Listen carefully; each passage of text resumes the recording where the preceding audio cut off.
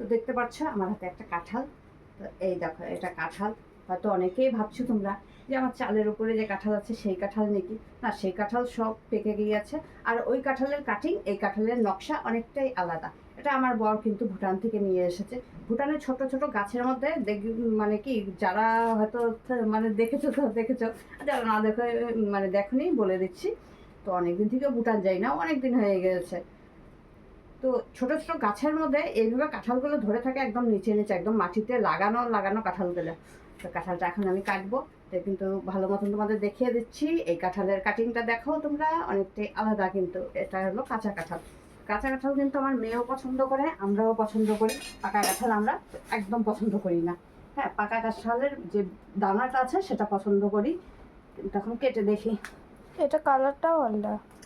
এটা কিন্তু কালারটাও আলাদা, কিন্তু আমি কাটতে পারছি না। আমি না কাঁঠাল কাটতে পারি কি, দেখি একবার ট্রাই করি। এই জন্মে পাবো না। তাও ঠিক, এই জন্মে পাবো না।